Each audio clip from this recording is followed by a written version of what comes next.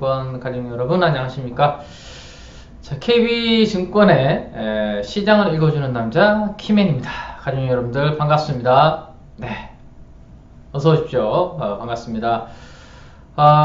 오늘 아침에 출근하는데 날씨가 무척이나 쌀쌀해서 이제 가을도 이제 다 지나간 게 아닌가라는 생각이 들 정도로 오늘 아침에 몸이 완전 움츠려져서 출근을 했습니다.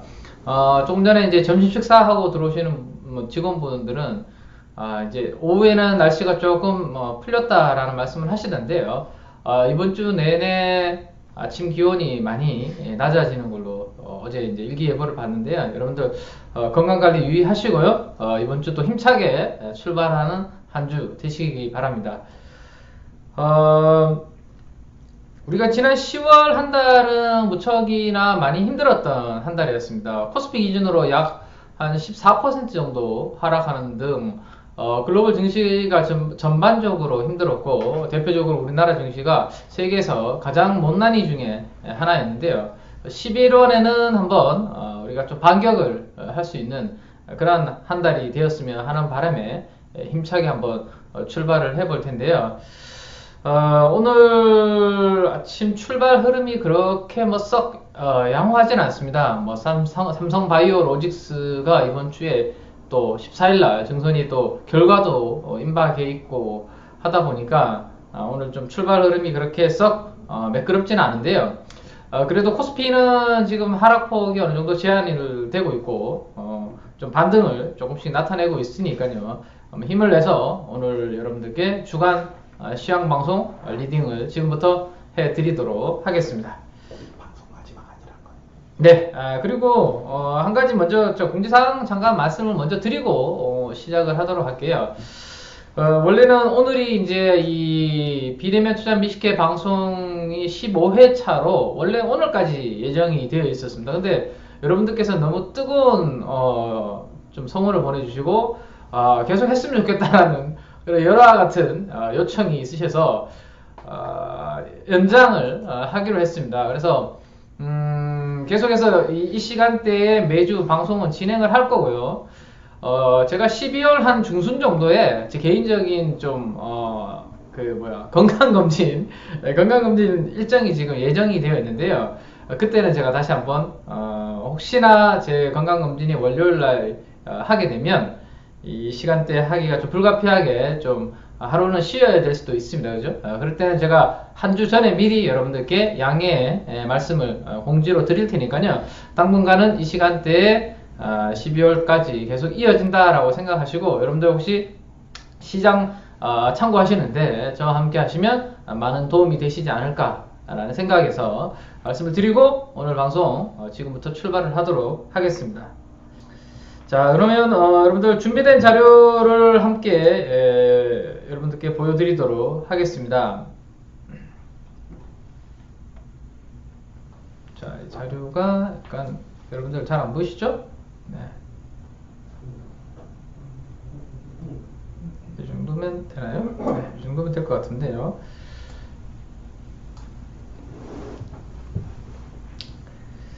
자, 오늘은 여러분들께 몇 가지 주제를 이렇게 담아봤는데요.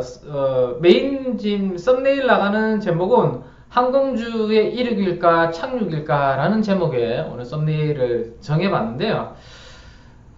최근에 유가가 90달러가 아니죠. 70달러대까지 가파르게 올랐다가 지난 한 2주 동안 유가가 많이 흘러내렸습니다. 지금 지난주 금요일날 미국 시장 장중에 60달러를 WTI 기준으로 하회하기도 했었는데요.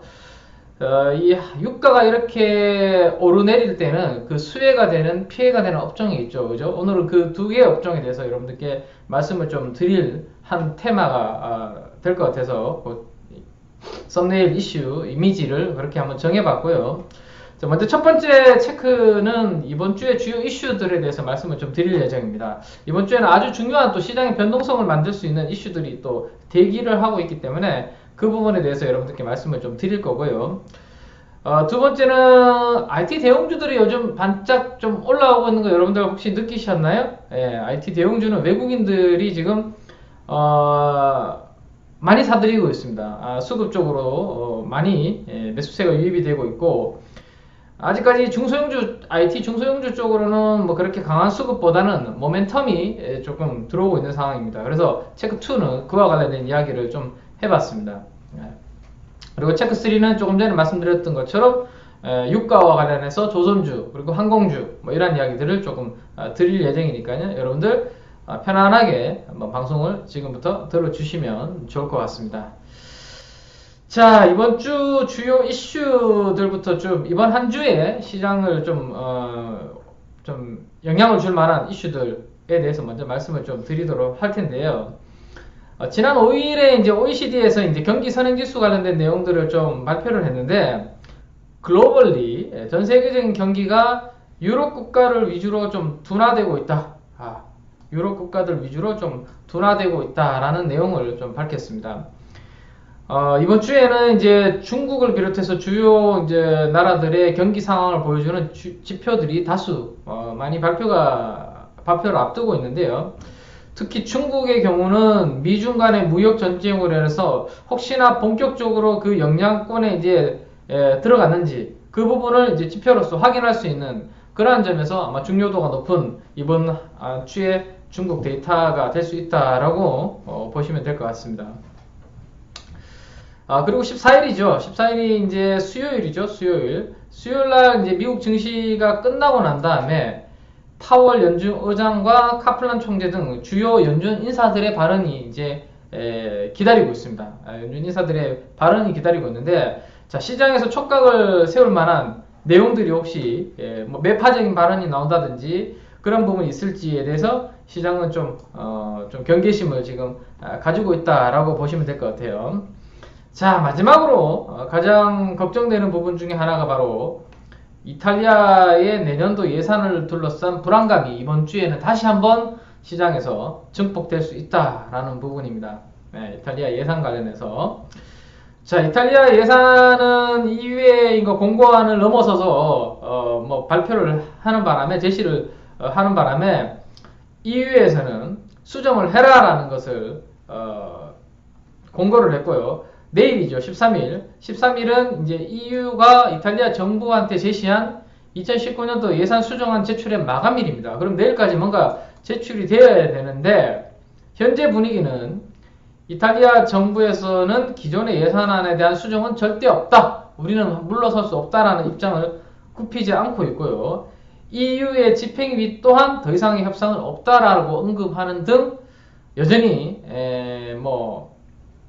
맞서고 있는 그러한 상황입니다. 자, 이런 분위기가 나타나니까 그러면 글로벌 환율 쪽에서의 움직임이 어떻게 되는지도 여러분들께 보여드려야 될 것 같은데, 자, 만약에 내일까지 EU에서 원하는 수정안이 제시가 되지 않을 경우에는 EU는 제재가 불가피하다라는 의견을 피력하고 맞서고 있는데요. 만약에 이탈리아의 안을 그대로 받아들일 경우에는 다른 좀 유로존 내에서 좀 펀더멘탈이 약한 국가들이 가만히 있지 않겠죠. 나도 그러면 그렇게 할래, 나도 할래 막 들고 이랬을 겁니다. 그죠? 자, 그러면 제어가 안 되죠. 그렇기 때문에 아마 EU 집행위에서도 쉽게 지금 물러설 수 없는 그런 부분이지 않을까라는 생각이고요. 자, 17일날 EU 긴급 정상회담이 있습니다. 자, 거기에서 이탈리아에 대해서 벌금을 비롯한 제재 논의 가능성이 있기 때문에 이번 주 중반부터 해서 후반까지 해서 이탈리아 이슈가 꾸준히 여러분들께서는 주목을 해야 되는 부분이다. 자, 이게 왜, 아니 우리나라 증시에서 투자하는 투자가들한테 왜 이탈리아에 대해서 자꾸 이야기를 하는가 라고 궁금해 하시는 분이 있을 수 있는데요. 자, 제가 늘 강조드리지만 우리나라는 외국인 투자 자금에 따라서 시장의 방향성이 많이 결정이 됩니다. 외국인들이 많이 팔면 우리나라 증시는 빠지고요. 외국인들이 또 달러를 가져가서 우리나라 증시를 많이 사면 우리나라 증시는 올라갑니다. 그죠? 근데 이러한 이탈리아 이슈로 인해서 이탈리아가 속해 있는 유로화가 불안해지면 유로화가 약세가 될 거 아닙니까? 그죠? 그래프를 한번 보여드리면서 여러분들께 설명을 드려야 되겠네요. 자, 요게 유로 환율의 흐름을 보여주고 있는데, 자, 이게 지금 최근에 들어와서 지난 7일부터 해서 유로 환율 그래프가 아래쪽으로 이렇게 쭉 내려오고 있잖아요. 그죠? 이거는 유로화의 약세를 나타냅니다. 유로화 약세. 자, 제가 달러 인덱스라는 이 통화를 구성하는 데 있어서 가장 많은 비중을 차지하고 있는 통화가 유로화라고 여러분들께 아마 이 투자 미식회 방송을 하면서 수십 번을 말씀드렸던 것 같습니다. 예. 그러면 달러화를 구성하는 많은 비중을 차지하는 주요 유로화가 이렇게 약세를 보이면 상대적으로 달러는 어떻게 될까요? 강해지겠죠. 예. 그래서 오늘 자료에 제가 달러화가 최근에 유로화가 약해지는 구간에서 달러화가 이렇게 올라가고 있는 달러화가 이렇게 올라가는 것은 달러화가 강세로 된다는 겁니다. 자, 그림을 제가 그려놨습니다. 그죠? 자, 달러화가 강세가 되면 우리나라의 외국인들이 자금을 빼갈까요? 우리나라로 자금을 가지고 들어올까요? 여러분들 어떻게 될까요? 네, 달러화가 강하게 움직이면 우리나라 주식을 팔아서 달러로 바꿔가지고 다시 본국으로 돌아가려고 하는 그런 성향이 강해질 겁니다. 왜냐하면 달러가 강해지면 우리나라 원화는 약세가 되죠. 가만히 있으면 어떻게 되죠? 외환 쪽에서 환에서 깨지잖아요. 그죠? 외국인들은 주식에서 먹는 것보다 주식에서 못 먹는 것도 오히려 주식에서 먹고 주식에서 못 먹고 이런 것보다도 오히려 외환에서 환에서 깨지지 않는 것이 기본적으로 중요한데, 환에서 깨질 분위기가 만들어질 것 같으면 일단은 자금 한번 빼고 보자 라는 그러한 분위기를 만들 수 있다는 거죠. 그래서 유로화의 이러한 유로존의 불안감은 유로화 약세를 만들고, 유로화 약세는 달러화의 강세를 만드는데, 이것은 외국인 수급에 영향을 주기 때문에 우리가 간과할 수 없는 이슈다. 그래서 이번 주에는 제가 아마 이와 관련된 내용들을 우리 주도주 팩트 체크에 계속 좀 코멘트를 드리지 않을까. 계속해서 진행되는 그런 분위기에 따라서 여러분들께 계속 코멘트를 드릴 것으로 생각이 됩니다. 제가 제시해드리는 그런 내용들을 참고하시면서 매크로 관련된 내용들은 그렇게 대응을 하시면 될 것 같고요. 자, 일단 이탈리아 이슈는 모레부터 이제 반영이 될 거니까요. 주 초반에는 이 수급적인 부분으로 여러분들께 먼저 한번 말씀을 좀 드리면, 챕터 2의 제목은 IT 대형주는 외국인이, 그리고 IT 중소형주는 모멘텀이 견인을 하고 있다 라는 내용으로 오늘 정해봤는데, 무슨 이야기냐 하면, 최근에 IT 대형주에 대해서 외국인들이 아주 강하게 순매수하고 있는 거 여러분들 피부로 느끼셨나요? IT 대형주를 별로 안 좋아하시는 분들은 아마 별로 느낌을 가지지 못하셨을 텐데, 여러분들 지금 그 기사에 보시면 10월달에 외국인들이 순매도한 거, 10월달에 외국인들이 엄청 많이 팔았죠. 4조 넘게 팔았습니다. 그리고 11월 들어와서 지금 현재까지 지난주 금요일까지 약 1조 넘게 사고 있고요. 좀 분위기가 달라졌죠. 네. 자, 가장 많이 팔았을 때를 보니까 삼성전자, 삼성전기, 셀트리온, 삼성바이오로지스, SK하이닉스를 많이 팔았네요. IT 대형주를 많이 팔았네요. 그죠? 10월달에. 그런데 11월 1일부터 11월 9일까지 최근에 11월 들어와서의 거래 동향을 보니까 삼성전자 4,200억, 삼성전기 2,300억, SK하이닉스 2,000억, 삼성전자 우선주 625억, 대부분 IT 대형주를 다시 사들이고 있는 겁니다. 그죠? 10월달에 가장 많이 팔았던 IT 대형주들을 다시 사들이고 있는 것이 현재 외국인들의 동향이다. 그래서 10월달 코스피에서 4조 원 순매도했던 외국인들이 지난 9일까지 1조 1,461억 원을 순매수하고 있는데, 자, 기간을 제가 한번 뽑아봤죠.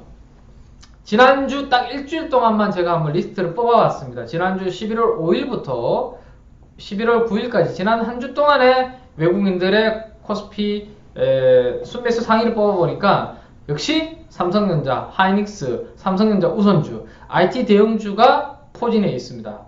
그죠? 그 다음에 기관들이 지난주에 가장 뭐를 많이 샀나를 보니까 삼성그룹이 아니라 SK하이닉스가 아니라 오히려 기관들은 많이 하락해 있는 LG전자를 많이 샀네요. 그죠? 그리고 LG유플러스, 현대건설, 롯데쇼핑 이런 순서대로 기관들은 많이 샀다 라고 그 리스트는 여러분들께서 한번 직접 참고를 해 보시면 될 것 같습니다.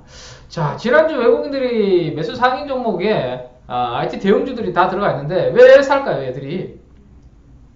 그렇죠. 2018년 4분기도 좀 원래 연말에는 실적이 3분기, 1, 2, 3분기까지 좋아지다가 4분기에는 여러 가지 비용 반영도 있고 이런 이슈들 때문에 그다음에 성과급 지급 뭐 이런 것 때문에 조금 이익이 줄어들죠. 그래서 지금도 마찬가지입니다. 2018년 4분기에 대해서 IT 대형주들은 약간 감익될 것이다 라는 전망이 있습니다. 그죠? 그럼에도 불구하고 내년도 실적이 경착륙하진 않을 거다라는 거죠. 즉 경착륙이라는 건 뭐죠? 좀 크게 올해 대비해서 내년이 많이 떨어질 것이다 라는 건 아니고 소프트 랜딩, 약간 낮아지는 정도가 지금 시장의 컨센서스로 형성이 되고 있는 거죠. 그죠? 그 다음에 10월 한 달 동안 주가가 너무 빠졌다라는 거죠. 일단은 10월 한 달 동안 주가가 너무 빠졌다. 자, 제가 이거를 한번 직접 한번 보여드릴까요? 들어가서 여러분들께 어느 정도 수준인지 직접 한번 밴드를 가지고 한번 보여드릴게요. 잠깐만요.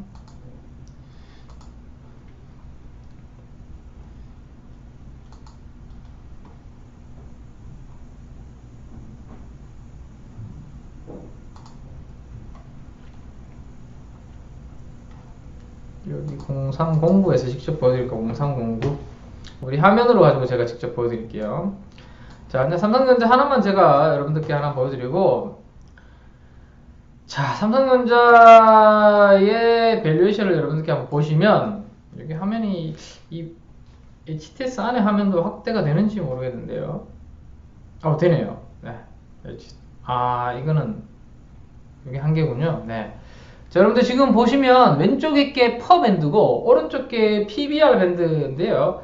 왼쪽에 PER 밴드를 한번 보시죠. 퍼 밴드를 한번 보시면 삼성전자의 현재 주가는 제가 손가락으로 이렇게 갖다 놓은 지점이 퍼 5.75배 정도 수준입니다. 그 바로 위에 정도 있죠. 그죠? 약 퍼 6배 정도 수준에서 삼성전자의 지금 주가는 움직이고 있는데 이 밴드의 하단부에 삼성전자는 지금 와 있죠. 그만큼 주가가 이익이 꾸준하게 이렇게 성장하는 기업인데임에도 불구하고 주가가 많이 하락해서 그 밴드 하단부에 지금 위치해 있다라고 그렇게 보시면 될 것 같습니다. 자, 다시 그러면 자료로 가서 이 외국인들의 순매수 유입 자체가 그러니까 10월달에 너무 빠졌는데 이게 좀 싸다, 즉 밸류 스탁이다, 가치주로 아마 지금 좀 근접했다라는 판단을 아마 하지 않았을까라는 생각이고, 밸류에이션 매력에 따라서 외국인들이 IT 대형주 순매수 기조가 지금 이어지고 있다라고 보시면 될 것 같습니다. 자, 이 그림은 제가 여러분들께 삼성전자를 가지고 현재 삼성전자가 과거 4년 동안에 이 정도 수준에서 주가가 움직일 텐데, 과거 4년 정도의 펀더멘탈을 가지고 발바닥은 36,000원 정도에서 좋을 때는 75,000원 정도, 여기 사이에서 삼성전자의 주가는 움직일 텐데, 지난주만 하더라도 무릎 가격보다 밑에 있었습니다. 근데 최근에 주가가 조금 올라왔죠. 오늘도 올라오면서 이 무릎 위로 주가가 지금 올라와 있는 상황입니다. 제 생각에는 이 현재 주가가 45,000원 초반대인데 적어도 배꼽 아래 정도까지는 가져야 되지 않을까라는 생각이거든요. 한번 앞으로 어떻게 진행되는지 한번 보도록 하죠. 자, 반면에 하이닉스는 아직까지 무릎도 아직 통과를 못하고 여전히 무릎과 발바닥, 발바닥 수준에서 더 근접해 있는, 발바닥 수준에 더 근접해 있는 상황입니다. 그러니까 과거의 PBR 밴드를 가지고 퍼 밴드를 가지고 이렇게 계산을 해보니까 하이닉스는 65,000원, 66,000원 정도가 바닥으로 적어도 한 여기 10만원대 무릎 여기까지는 움직여야 되는 회사인데 여전히 73,000원에서 머무르고 있다. 그래서 아마 외국인들은 역사적으로 저 정도 추가하는까지는 충분히 갈만한데 너무 바닥에 있으니까 좀 다시 사들이자, 뭐 이런 분위기라고 보시면 됐고, 문제는 뭐죠?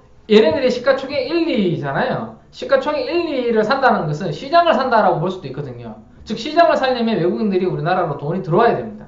그죠? 근데 이탈리아에 문제가 생겨서 유로화 약세가 되고 달러가 강해지면 외국인들이 매도가 나갈 것이요. 그러면 또 삼성전자 하이닉스를 가장 먼저 팔 수 있는 그런 환경이 될 수 있다는 것을 여러분께 또 생각은 좀 하고 계셔야 될 것 같다. 자, 어쨌든 지금 수급은 긍정적이다. 오늘도 주가도 시장 대비해서 월등히 강하게 움직이고 있다. 이거는 외국인들의 바뀐 분위기 때문이다 라고 보시면 될 것 같고요. 자, IT 대형주는 그렇게 보시면 될 것 같은데 IT 중소형주는 그럼 어떨까를 보면 최근 코스닥 쪽에서 수급은 아직까지 그렇게 썩 좋지는 않은 편이죠. 그죠? 그럼에도 불구하고 몇몇 테마는 상당히 강하게 움직이고 있는데 그 중에서도 가장 강한 쪽은 어디죠? 삼성전자가 지난주 후반에 발표했던 폴더블 폰 관련해서 그와 연관된 기업들은 주가가 여전히 강합니다. 뭐 코롱 인더라든지 SKC 코롱 PI라든지 그죠?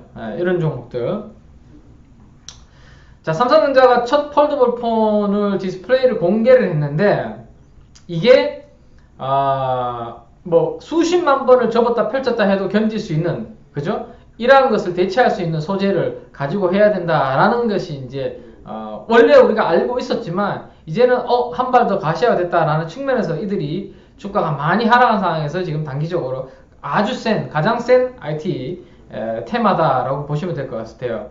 그러니까 원래 우리가 커버 글라스 우리가 강화 유리를 썼었는데 이거 접었다 폈다 하는데 유리는 안 되죠, 그죠? 그래서 이거는 이제 PI 폴리 이미디 필름으로 대체가 되고 그죠? CPI 뭐 이런 쪽으로 대체가 되고 그 다음에 또 그 힌지라고 있죠. 이 휘었다 접혔다 하는 그 부분 접혔다 하는 그 부분에 이렇게 과거에 KH 바텍이라는 회사가 폴더블 폰 이렇게 할 때 이렇게 접었다 폈다 하는 그 부분 있죠. 거기를 우리가 힌지라고 합니다. 그죠? 그래서 이 폴더블 폰에도 그 힌지의 중요성이 부각이 될 것이다. 그래서 지난주 후반에 KH 바텍 주가가 많이 올랐었죠. 그죠? 그 다음에 이게 이 폴더블 폰은 이렇게 휘어지잖아요. 그러면 우리 기판 우리 초록색, 우리 전자제품 뜯으면 우리 초록색 기판 있죠. 거기에 막 뭐 여러가지 IT 부품들 꽂혀있는, 그죠? 그 기판도 유연성을 가진, 이렇게 휘어지는 기판이 돼야 됩니다. 그죠? 그래서 이 BH라는 종목도 지난주에 강하게 움직였던 대표적인, 이렇게 RF PCB 관련주입니다. 그죠? 그래서, 이제 문제는 뭐죠? 사람들마다 이 폴더블 폰에 대한 의견이 다 달라요. 저거 너무 비싸서 안 될 거야 라는 사람이 있고, 저 같은 경우에는 제가 생각했던 것보다 기대 이상이라고 디자인이 제가 지난주에 이미 글을 써드렸잖아요. 그죠? 저는 제가 생각했던 기대 이상으로 접히는 방식도 그렇고 저는 나오면 한번 사봐야 되겠다라는 생각을 지금 가지고 있거든요. 그래서 기대감을 저는 여전히 가지고 있는데 주말 동안 고동진 삼성전자 사장이 또 이야기를 했습니다. 최소한 내년도 상반기에는 반드시 출시할 거다. 그리고 초도 물량은 100만 대가 될 것이다. 이렇게 강조를 하면서 아마 당분간은 이렇게 모멘텀이 붙어 있는 쪽에 성공할지 이게 실패할지는 나중에 이야기고 그렇잖아요. 그죠? 성공할지 실패할지는 일단 출시 이후에 나중에 이야기고 출시가 되기 전까지는 기대감이 제가 봤을 때는 계속해서 작용이 될 가능성이 높다. 그래서 커버 글라스는 이 PI로 대체가 될 거다라는 거 생각하시면 되고 SKC 코롱 PI가 하는 그죠? 필름 쪽 채용이 왜 디스플레이 크기가 더 확대가 되잖아요. 기존의 크기보다 펼쳐졌을 때 더 디스플레이 크기가 커지니까 필름이 더 많이 들어가겠죠. 그죠? 그래서 SKC 코롱 PI가 확실하게 일단 수위가 될 수 있는 회사 중에 하나 거고 그 다음에 힌지 조금 전에 말씀드렸던 그런 부분들, 그 다음에 RF PCB 쪽, BH, 요런 기업들 위주로, 그 다음에, 이들 이제 시장이 이제 확산이 되면 소재 쪽도, 덕산 네오룩스, 더 많이 들어갈까 합니까? 면적이 커지니까, OLED 소재가 많이 들어가겠죠, 그죠? 그래서 이런 부분들, 계속해서 여러분들께서 좀 관심을 두고, 보셔야 될 부분이지 않나라는 생각입니다. 그래서 IT 대형주는 수급적인 부분으로, 움직이고 있고, IT 중소형주 쪽은 이러한 폴더블 폰을 둘러싼 분위기가 모멘텀이 이끌고 있다라는 생각입니다. 자, 다만 지난주 후반까지 해서 가파르게 올라왔던 부분이 있죠. 한번 보죠. 코롱 자 차트를 가지고 코롱 PI만 하나 점검을 해보죠. 네. 자, 지난주에 원래 반짝 움직이고 사실 이거 이미 다 알고 있던 부분이잖아요. 그죠? 우리가 이미 폴더블 폰 관련주, 코오롱 인더스트리, 뭐 SKC 코오롱 PI 뭐 이런 것도 우리가 대부분 알고 있던 관련주임에도 불구하고 워낙 시장에서 재료를 목말라 있다 보니까 지난주에 의외로 강하게 움직였는데, 자, 차트를 여러분들 한번 잘 보시기 바랍니다. 지난주 금요일날 SKC 코오롱 PI가 뒤늦게 이렇게 양봉이 하나 빵 터졌는데, 그 앞쪽에 보시면 특별히 저항이 뭐 없습니다. 제가 봤을 때는 없음에도 불구하고 거래량이 빵 터졌어요. 이건 아마 관심 있는 사람들이 순간적으로 붙었고, 단기로 재료 노출됐으니까 팔아야지 하는 세력들이 서로 부딪혔기 때문에 제가 대량 거래가 터진 것 같거든요. 자, 그렇다면 여러분들께서 만약에 내가 IT 중소형주 중에서는 폴더블 폰 한번 해봐야지 라고 생각하시는 분들이라면 추세 이탈가는 적어도 지난주 금요일날 시가인 37,700원이라는 가격, 요거를 이탈하면 안 된다. 적어도 트레이딩을 좀 편안하게 하려면 정확하게 안 그어지는데요. 37,700원이라는 요 가격 이탈하면 일단은 후퇴 한번 해야 됩니다. 왜? 이 아주 거래량이 많이 터진 봉을 머리 위에 두게 되면 이 머리 위에 둔 저항을 회복하기 전까지는 또 쉬어가는 그림이 나올 수 있기 때문에 지난주 금요일날 양봉에 37,700원 이탈하지 않는 선에서 추세 이탈가를 거기에서 잡아놓고 여러분들께서 숨고르기를 보인다면, 마이너스로 조정을 좀 받는다면 그때 여러분들께서는 한번 트레이딩 관점에서 한번 보셔도 괜찮지 않을까라는 생각입니다. 그래서 SKC 코오롱 PI를 기준으로 조금 보시면 될 것 같고요. 자, 그 다음 다시 자료로 넘어가서, 자, 조선주가 효자라고 말씀을 드렸는데요. 아마 여러분들께서는 제가 이 녹화방송 비대면 투자 미식계 방송의 녹화방송을 들으셨거나 아니면 10월 25일경에 제가 그 시황 설명회를 오프라인에서 한 적이 있는데요. 그 시황 설명회 동영상을 여러분들께 이제 올려드렸던 내용을 보신 분들 아시겠지만, 그때도 제가 하반기에 여러분들 기대할 만한 쪽은, 쪽 중에 하나가 바로 조선주일 거다라는 말씀을 10월 말부터 드렸고요. 조정 시에 가장 담고 싶은, 쪽을 조선이라고 제가 말씀을 여러분들께 드렸었습니다. 그죠? 기억나시죠? 그리고 대우조선해양 같은 경우는 특히 10월 4일날 여러분들께 일제를 한번 좀 챙겨도 될 만하다라는 말씀을 10월 4일날 드렸었고요. 저 노란색으로 제가 칠해놓은 저기에서. 그리고 가격 조정을 많이 받았을 때 적절한 시점이 오면 대우조선해양은 다시 여러분들께서 담으셔도 되고, 조선주 전반에 대해서도 긍정적으로 보셔도 괜찮을 것 같다라는 의견을 꾸준하게 이제 여러분들께 드려왔는데, 보통 조선주는 유가가 최근처럼 약세를 보일 때는 조선주가 못 갑니다. 과거에 여러분들 조선주와 유가와의 상관관계를 그래프로 그려놓은 것을 여러분들 한번 인터넷에서 한번 찾아보시면, 조선주와 유가와의 상관관계는 거의 0.7, 0.8 정도로 유가 오르면 조선주 오르고 유가 빠지면 조선주 빠지고 유가와 같이 연동되는 부분이 강했는데요.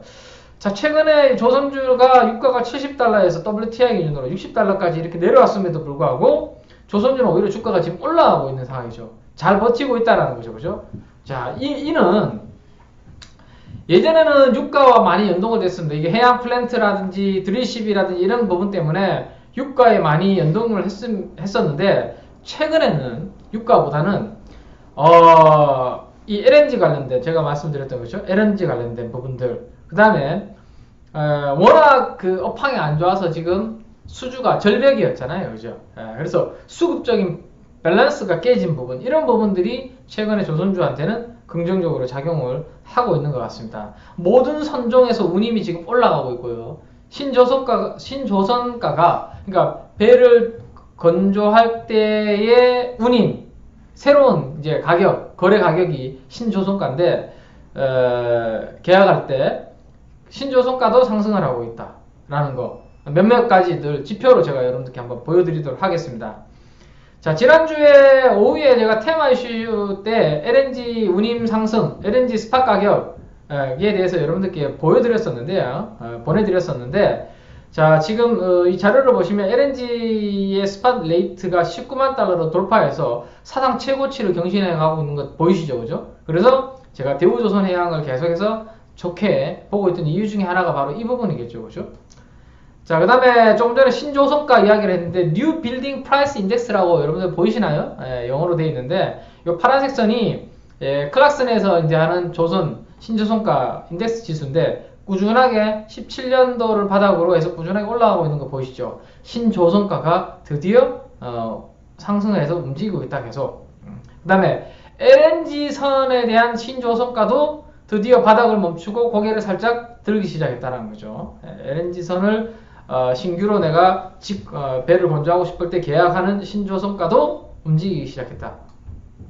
그 다음에 현대미포조선에 영향을 줄 수 있는 부분이 요거죠. 피더 컨테이너선, 그죠?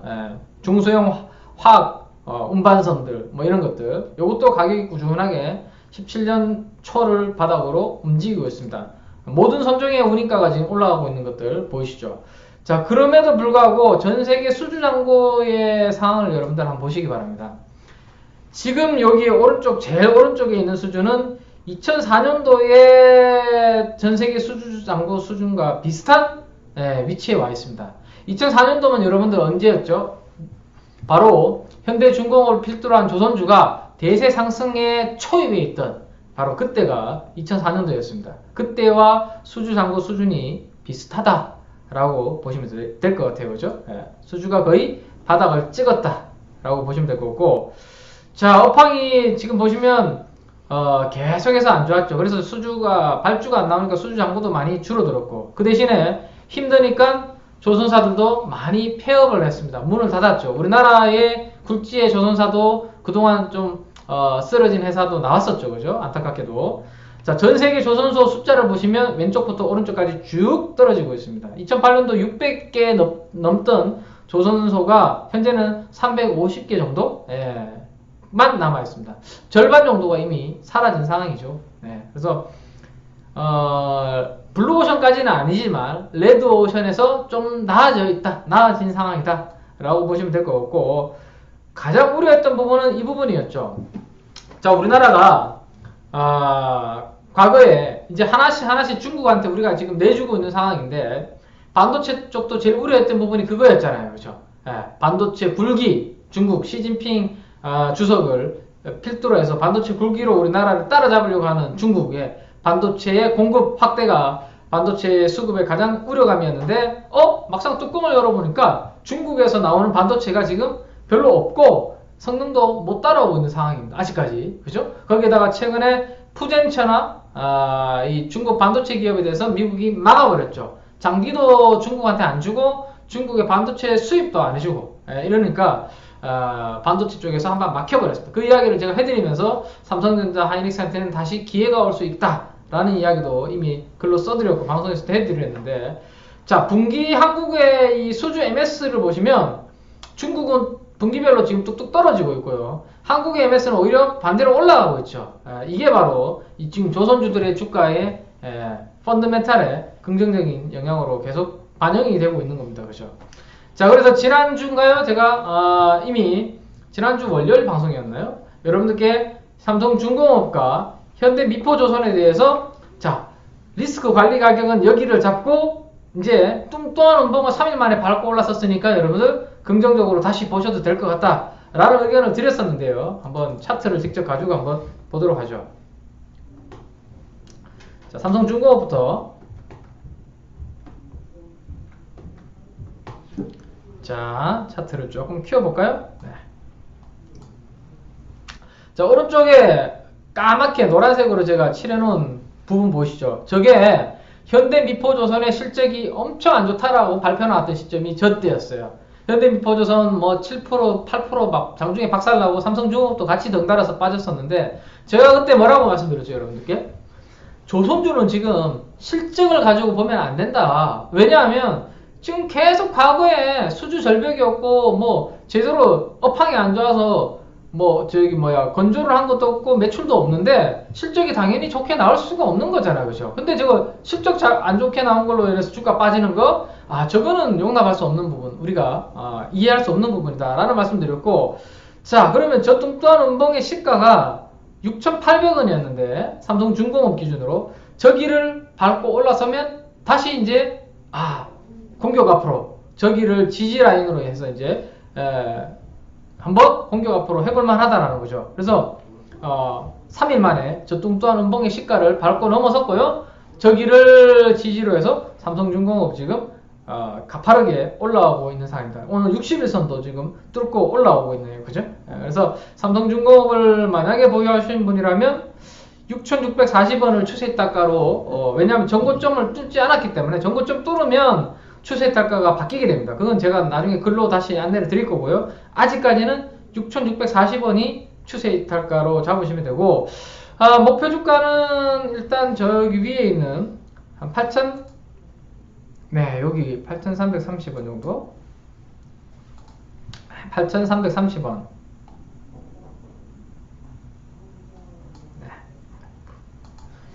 네, 이 정도로 한번 바닥에서 만약에 잘 사신 분은 여기, 네, 여기를 한번 기준으로 잡으시면 될 것 같고요. 자, 그 다음에 현대미포조선을 한번 보죠. 현대미포. 자, 현대미포조선은 삼성중공업보다 탄력은 살짝 떨어지는 모습이지만 마찬가지로 실적이 발표됐던 11월 1일 날 엄청 주가가 7% 빠졌었고요. 거기를 3일 만에 올려섰기 때문에 그 음봉의 시가는 지지력 역할을 해주게 됩니다. 그죠? 그래서 9만원대, 9만원의 추세 단가를 그대로 유지를 하고 이 종목은 10만 8천원 정도를 목표 주가로 대응을 하시면 되겠습니다. 자, 이렇게 그러면 최근에 제가 긍정적인 의견을 드렸던 조선주 두 종목에 대해서는 그렇게 추세 단가와 목표 주가를 여러분들께서 참고를 하시면 될 것 같습니다. 그죠? 자, 직접 차트로서 설명을 드렸으니까 여러분들 그 부분 참고하시면 될 것 같고, 자, 그러면 자, 유가가 이렇게 하락을 할 때 조선주가 별로 영향을 지금 모멘텀이 좋아서 영향을 받지 않고 있는데 유가가 하락할 때 대표적인 수혜 업종이 하나가 있죠. 우리가 주목해 볼 만한 그게 뭐죠? 그게 바로 여러분들 항공주죠. 항공주. 그죠?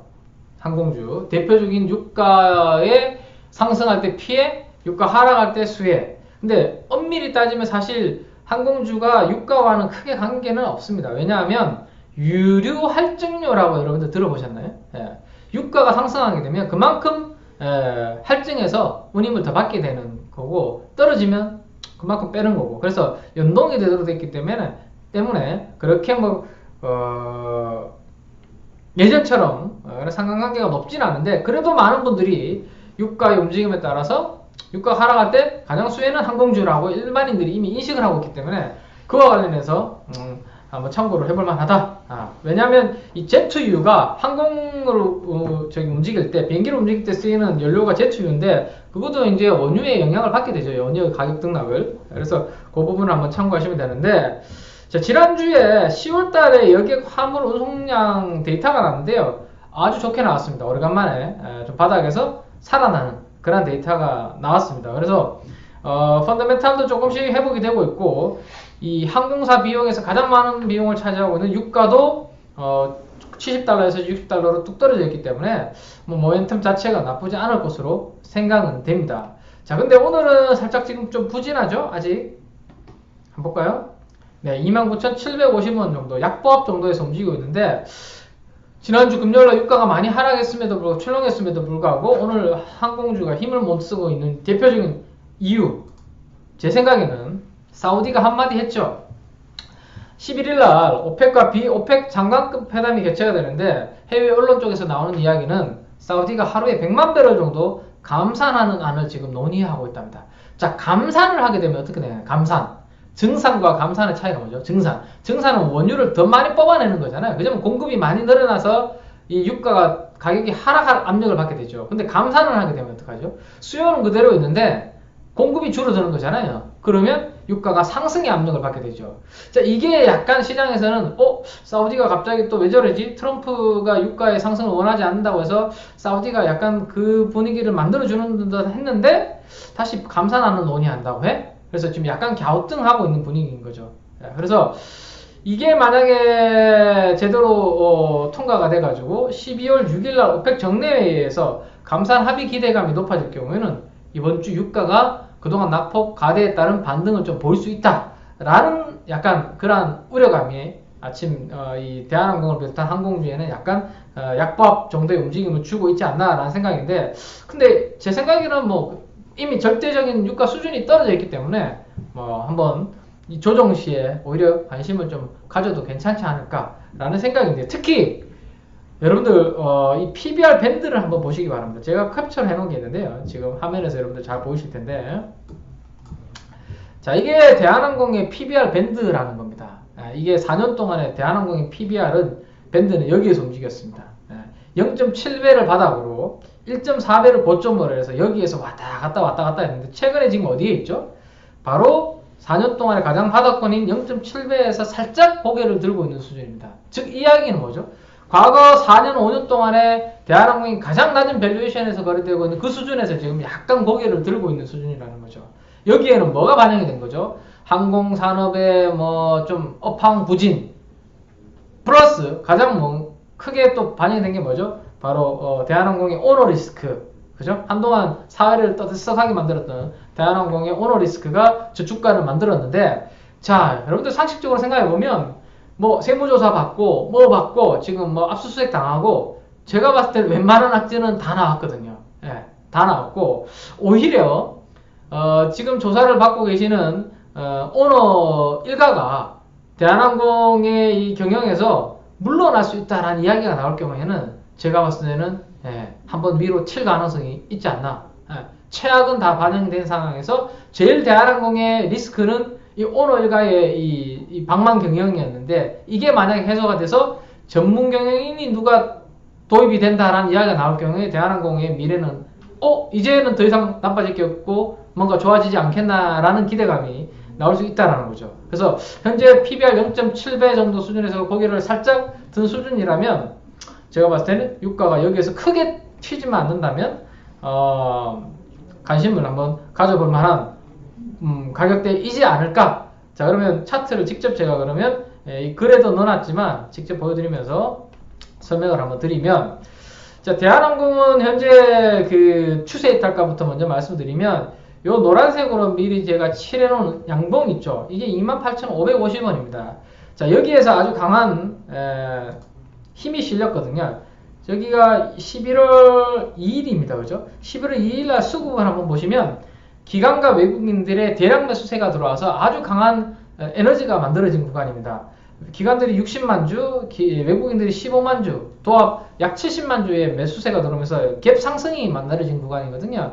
이 갭 상승을 만약에 깬다라는 것은 저 갭을 아주 강한 저항대로 당분간 회복 못할 가능성이 있겠죠. 그죠? 그래서 28,550원을 시가와 종가로 동시에 저기를 이탈하지 않는다면 대한항공은 일단 추세가 살아있다 라고 보셔도 될 것 같고요. 자, 이번 주에 유가와 관련된 변동 가능성이 좀 있다라는 생각을 한다라면 플러스권에서 따라가기보다는 조정 시에 여러분들께서 관심을 두시면 좀 좋을 것 같고, 저는 한 29,000원대 초반 정도면 괜찮지 않을까 생각이 되는데요. 29,000원 초반대면 한번 사서 28,550원 시종가 이탈하면 그때 리스크 관리, 그때 하지 않으면 계속해서 한번 가져가 보는 그런 전략으로 한번 여러분들께서 대응하시면 유가 하락에 한번 편승해보는 그런 업종 전략이 되지 않을까라는 생각으로 마지막 마무리를 해드리면 될 것 같습니다.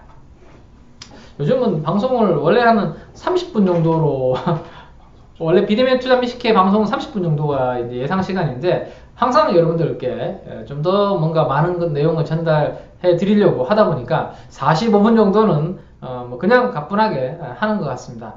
오늘도 여러분들께 뭐 매크로부터 해서 업종 전략까지 좀 전달을 해드리기 위해서 열심히 달려왔는데요. 많은 도움이 되셨는지 모르겠습니다. 자, 다시 한번 말씀을 좀 드리도록 할 텐데요.